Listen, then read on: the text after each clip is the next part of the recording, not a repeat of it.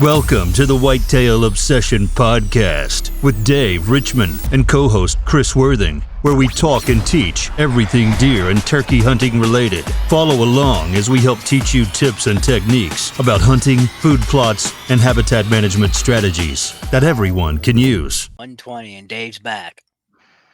I made it back. I made it. He had to do some sign language, but he made it. Yeah. The past couple weeks, we've been, I was struggling last week. I was dying with a head cold, and then I lost my voice, couldn't record, and then Chris got sick after that. And now we're here. Here we are Friday. We usually record Wednesdays. He had to get medicine again. And then today I'm dope up on painkillers because I had to get a tooth pulled in the back here. He's doped So up. the past couple weeks have been rough. And He's loopy.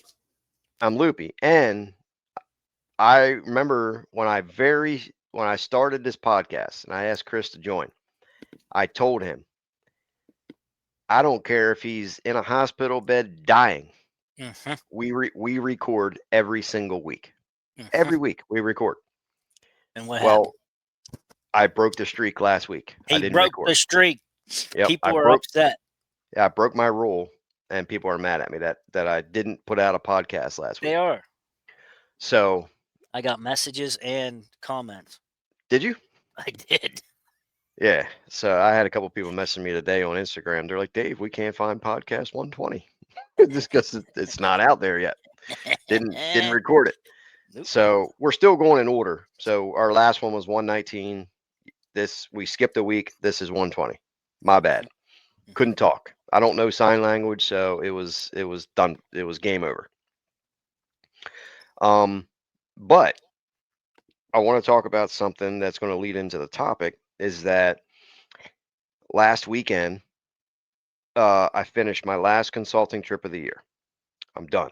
Finished until January 2026. Done. Finished. And I met a lot of people this year, and it was good. I had fun, met a lot of people, seen a lot of properties. This last property, though, took me over the edge. It was 380 acres and super, super nice people on the farm.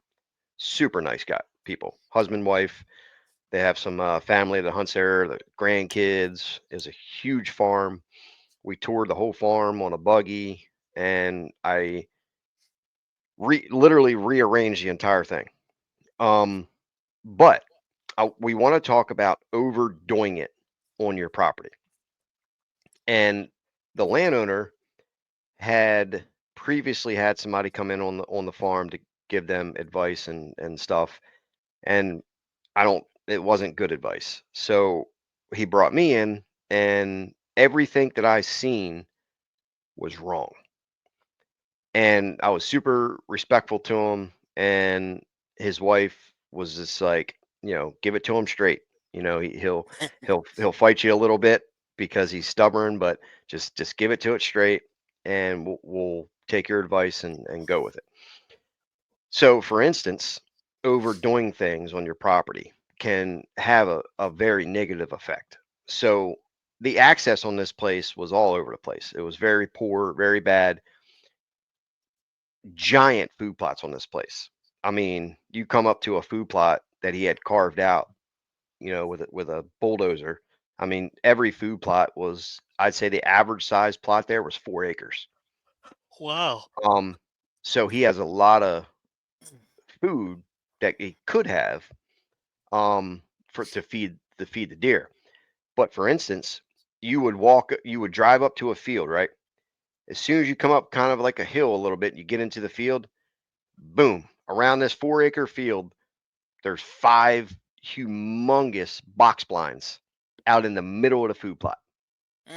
Out in literally everywhere. I mean, giant wooden steps going up to these things, giant box blinds, and every single food plot was like that.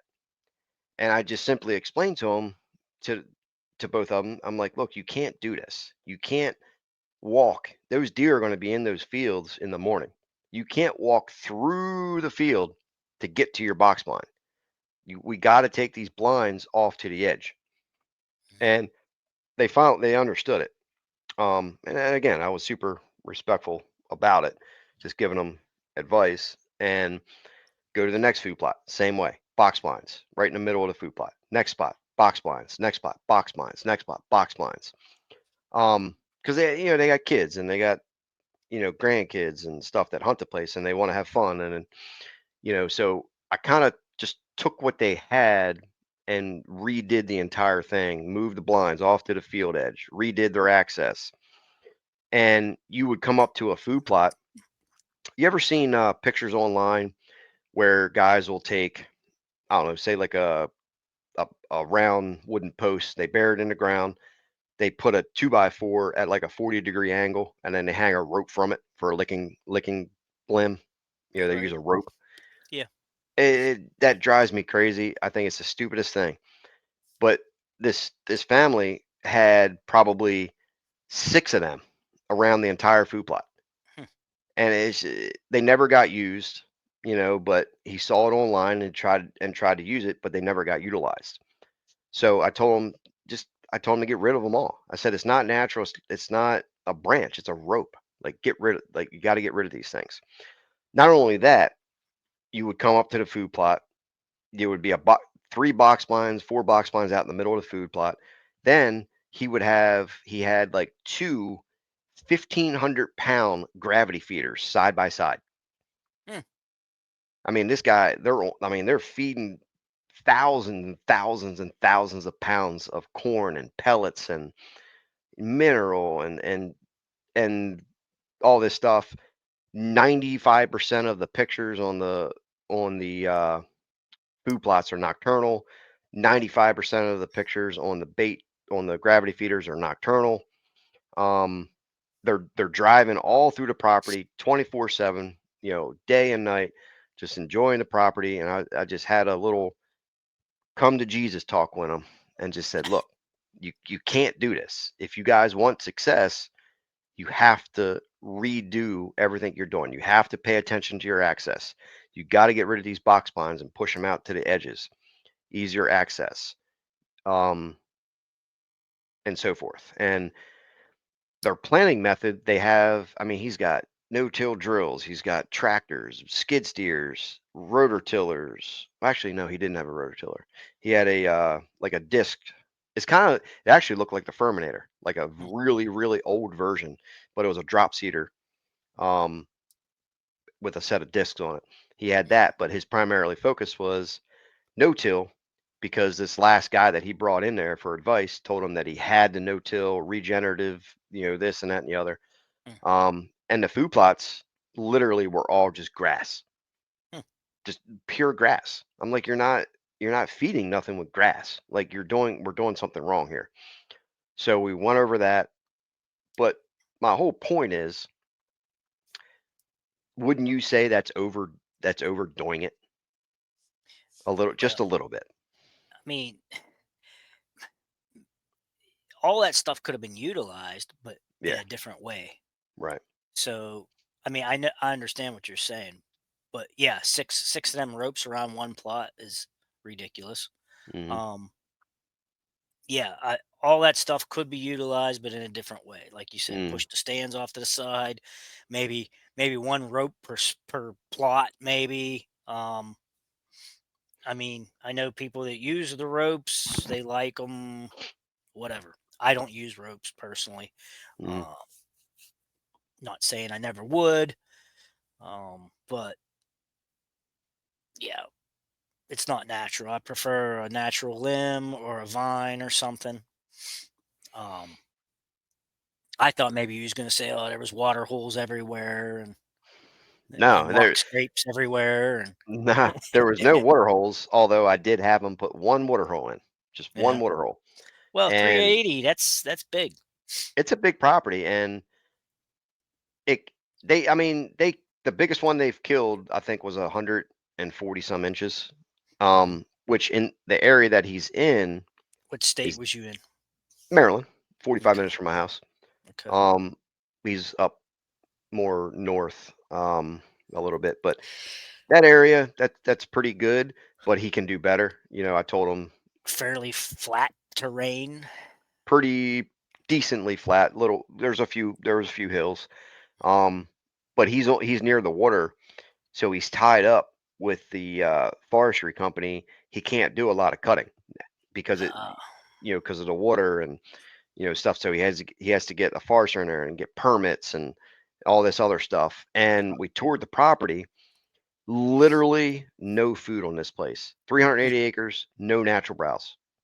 hmm, And the forestry company that bringing in there, they're supposed to be doing cuttings for wildlife value. to regenerate. Yeah, but there's nothing regenerating. Huh.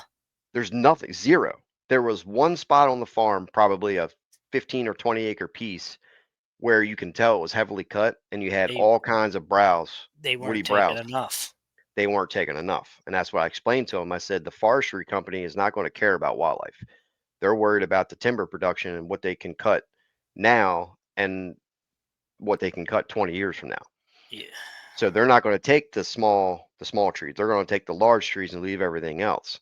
So I told them the biggest problem with that is they might be cutting 30% of the canopy out and you don't get no regeneration. They're Mm, not worried about that. So you have to find something, a way around it, or get them to cut whatever. So he's going to work on that. But there was one section, about 20-acre section, where a lot of it was regenerating because they cut more there. And that's literally where we saw all the deer at. We jumped a bunch of deer there. huh. So we stopped. I explained it to him, like, look, this is where the deer are. This is what you need on your property, the regeneration of browse. Mhm. And I think they understood it. Super nice people. They had a couple trails that was titled the Trump Trail. Like they were super fun people. They had this giant, like, 20 by 20 box pine. I think you saw it on Facebook. A huge tree house. It was like Yeah. 20 by 20. It had bunk beds in there overlooking a field Hmm, that they coyote hunt out of, and hmm. they summer scout there, binoculars and stuff. But the whole place was just overdone.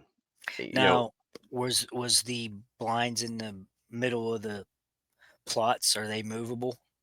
yeah, he's gonna move them all. Okay. Yep. Yeah, they're gonna relocate them all, and then what was I gonna say? The feeders are getting out of the plots. We're removing. He had, I don't know how many for sure, but just say they had 20 1,500-pound feeders. Wow. I think got rid of them all except 5 of them.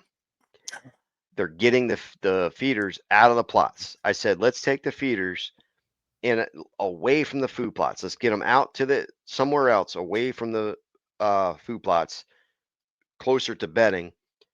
Have a stand set up on these feeders in the woods, and then put a camera on it. Don't Mhm, hunt that area until you get a buck or something that's coming to those feeders during daylight. mhm. Let them feed back in there unpressured, and then work their way out to the food plots. So we several food plots are going to be more morning stands, and then the other ones are going to be evening. He uh-oh, we lost Chris. Same way you are. They're overpressuring the feeders. The feeders are nocturnal. We got to turn these food plots into daylight activities, more cuttings around the food plots to make more bedding closer to food, and redo your access, redo these blinds, get rid of these mocks, these ropes. And we actually eliminated probably a 40-acre chunk of woods, or not. It was a lot of it was cut out, but we eliminated 40 acres of no hunting. There's no hunting there. There's no tree stands, there's no baiting, there's nothing. Just leave that 40 acres alone. Do away with it. Um, and that was it. What was that for? Bedding? So in this 40 acres, there was probably 12 trees, Oh, and he would plant the entire area in sorghum. hmm. I don't know why. And there was Yeah, I was tree just gonna stand. say, what's the benefit of that? I don't know. Yeah, I don't know. But the reason we eliminated it was it backed up to neighbors that were right on the border, and then he would have to drive his buggy around the edge of this 40 acres to get to other stuff. Mhm. So we just eliminated that area, and he's actually going to turn it into a skeet shooting area Hmm. with his grandsons and kids. I said that's a good spot to do it. Just that's perfect. Just no hunting, no feeders over there, nothing to attract the deer. Yeah. Um, so they're going to turn that into skeet shooting. Um, Hmm. so I, I, they're going to have me back out. I have to come back out probably later this year or to meet with the forester, or I'm going to come back next winter, and once he gets approval to do the cutting, um, and things like that. So I hope they follow everything because they're super nice. I want them to have success. It's close to home, and they actually live in PA. Oh, They live in PA, but they bought this farm and they bought a house down here, and they go back and forth. They live right in Lancaster. wow. Yep. So I was telling them about you, where you live up there, and all that good stuff. And Yeah. yeah, so So don't overdo it, guys. are they retired folks? No, they actually still work. They own a concrete company. Hmm. So, I was gonna say, it sounds like a guy has some money. I mean, oh yeah, they he's got, just been watching too many YouTubers. It sounds like. yes. He's trying to overdo it. I mean, way overdone. And it's Yeah. funny. His wife was getting on him. You know, she's like, just listen to him. Listen to him. He's telling you. It's too much. Like we would pull into one area.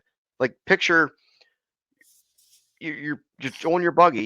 You drive into this little 5 acre patch of woods. Hmm. Okay, you drive up there, dude. I'm telling you, within 50 yards, there was 4 rope scrapes, two giant box blinds with fresh wood. I'm talking fresh wood going up the tree to the box blind. And I sat there. I said, look, there's no deer that's coming into this spot. There's none. No deer is going to come in here. It's a They death know it's a trap. trap, It's a trap. It's a death trap. There's right? no deer going to come in here. And his wife agreed. Like she was on it. Like she agreed 100%. She's on it. But the guy, he's super nice. And if you tell him something, like if you tell him to put a 1 acre food plot in his mind, he's like, no, screw that. I'm gonna put a 5 acre food plot in. So he always overdoes it. Right? He overdoes it. So I tried to get him out of that mindset with that and focus better on access and things like that. Well, it too, if you have all those plots like that, geez, that's just too much variety. Yeah. How do you concentrate them down and know where they're gonna be? You Hmm. know, Yep. you've got too many avenues there. Yes. Just like me over there at the in-laws at the destination plot. Like I've got a 20-acre field, but I only plant 2 acres up against the woods Hmm. because I want them to concentrate and come through that specific area so I can get a shot. Yeah. Yeah. I want to tunnel them in there, Yep. funnel them, tunnel them, whatever you want to say. I want Hmm. them to come through a specific spot.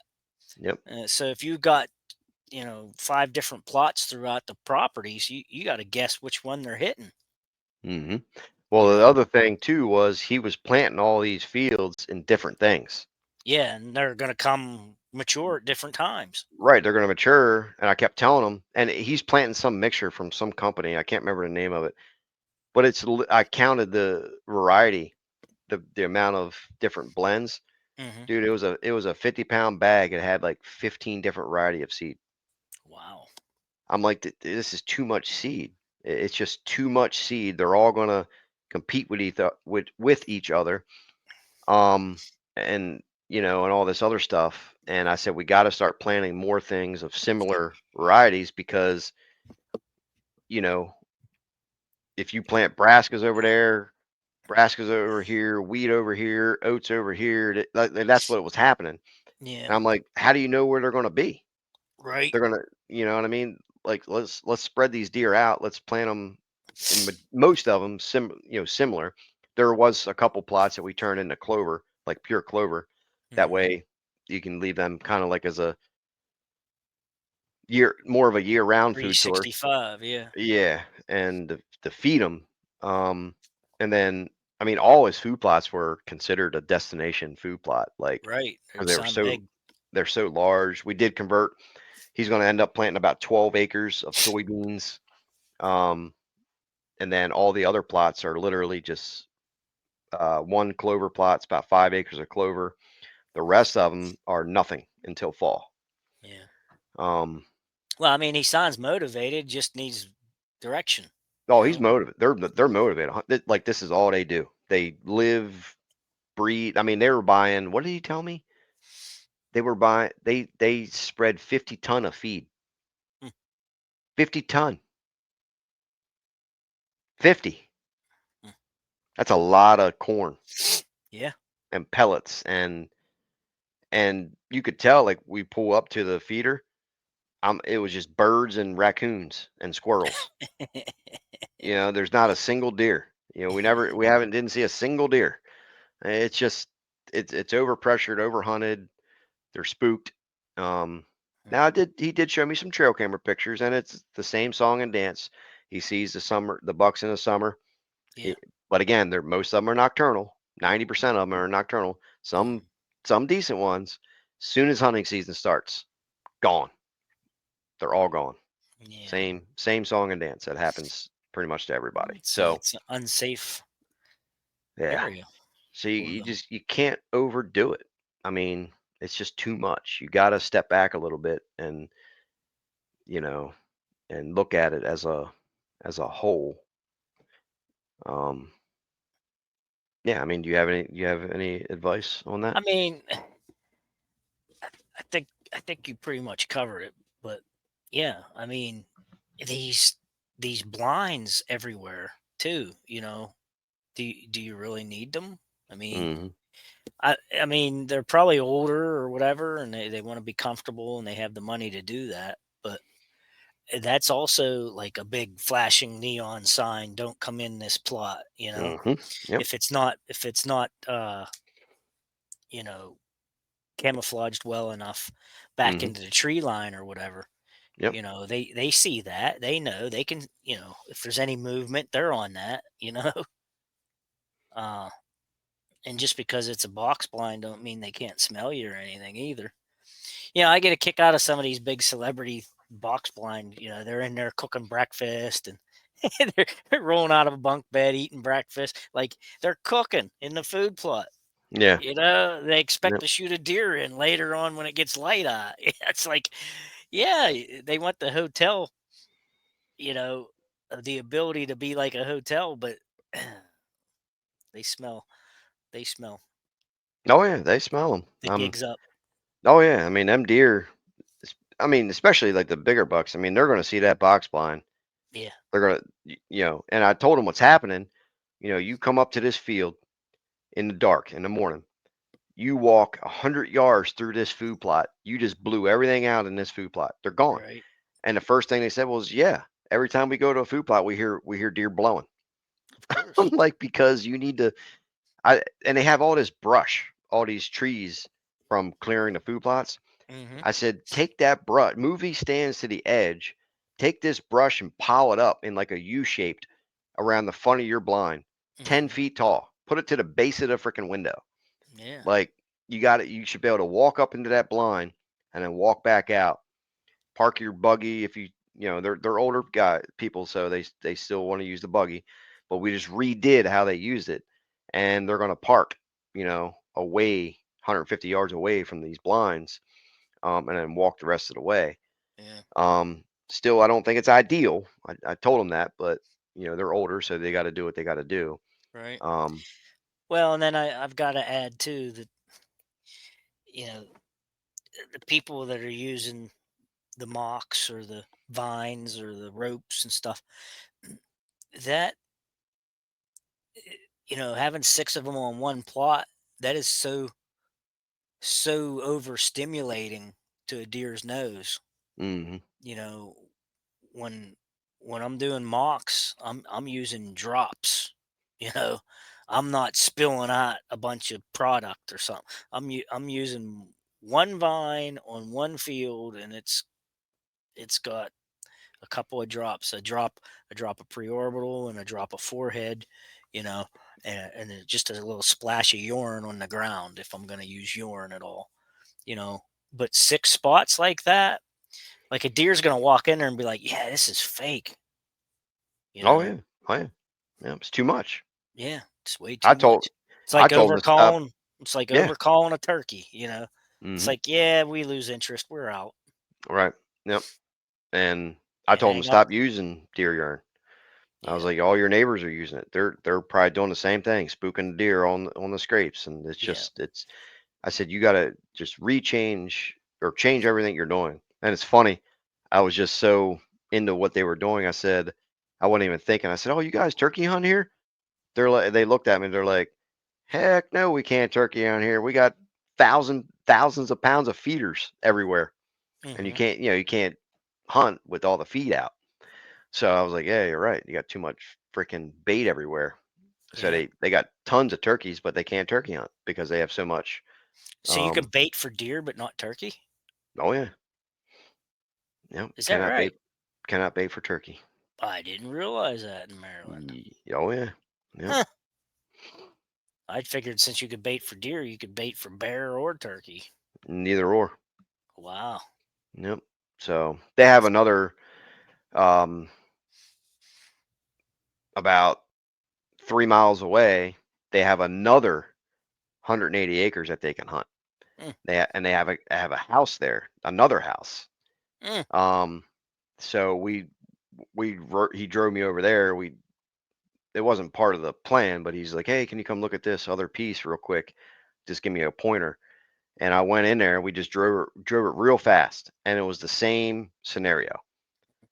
1,500-pound feeders, box blinds in the middle of the food. I said, "Dude, I don't even have to see the rest of it. It's the same thing. yeah. You're doing the same thing here as you are 3 miles at the main farm." I said, "You Hmm. gotta stop doing this. You gotta get these blinds out of here. You got to redo this entire thing."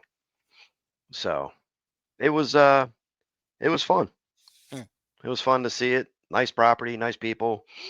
Um, I still got to get the plan to them. I got to finish it this weekend. Well, I mean, hopefully, hopefully he takes all that and runs with it, Hmm. and his luck changes. You know. Yep. Um, but yeah, it sounds like the forester needs to get in there and take a more canopy out. Yeah, they're kind of tied though with this because of the water and um, no, it's just they got permits and it's just different up that way. I mean, food plots, and some feed will, you know, get them crisscrossing through there, but Hmm. the browse is gonna maybe keep them around, Yeah. Yep. and maybe that's the problem. Maybe the neighbors has a nicer piece of property with browse than they'd have. Hmm. Could be, but I mean, their main issue was they're overhunting the heck out of it.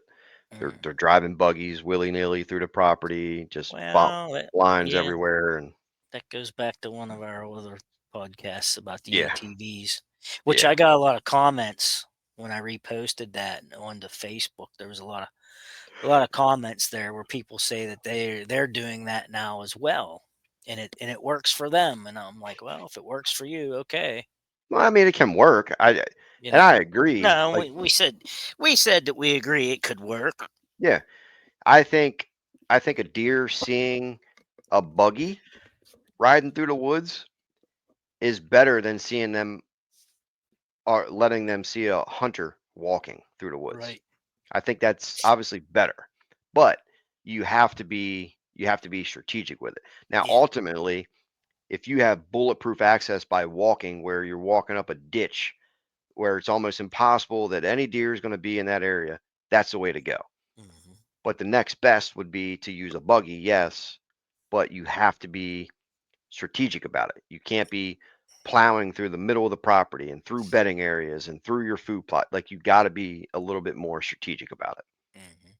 if you want to kill the bigger bucks. I Yep. mean, and that's what they want to do. They have a rule there, like a 8 point, or better, and Okay. they try to manage to shoot the older ones. Now, like his granddaughter, I think, and grandson, you know, their first time they're going to be hunting is this coming fall, and he's gonna let them shoot anything they want the first year. Right, right. But after that, he's trying to teach them like, hey, let's let the younger ones go and try to shoot the more um, mature ones. So Right. they had they're ate up with it, but they just Well, gotta redo some things, and I hope they yeah, have success. yeah. If they follow through, it should be all right. Yep, that's all I got. You were overstimulated. Yeah, I had a lot of information that day. Hmm. Well, sometimes that's what it takes. People need to be told, Hmm. but they realized something was wrong. That's why I invited some people out. Oh yeah, no, they're well aware something's wrong. Yeah, So yeah. All we'll see right. what happens. But yeah. So 2 weeks, guys. I'm gonna be up Chris's. We're gonna be fishing. He's got. We're gonna get to Farmers Inn, get some food. Ooh, I'm bringing yeah, him an e-bike. So Chris is going officially going to have an e-bike, yeah. and I'm giving him all my domain food, plot stuff, seed, chemical, foiler stuff, like everything. I should bring my daggone trailer. I got so much stuff to bring you. Good. Everything's I'll use it. everything's I'll going to use it. Chris's house. And I will use it. if he's lucky, he might get a GoPro 11 as well. Ooh, And I'm sure people are thinking, Dave, why are you getting rid of all this stuff? Are you done hunting? he No, quit. I'm not. No, I'm not done hunting. I just He, have too much stuff, he and quit. I don't no longer work with Domain, I bought so him out. he bought me out. He bought all the stuff. Bought him out. He's buying everything.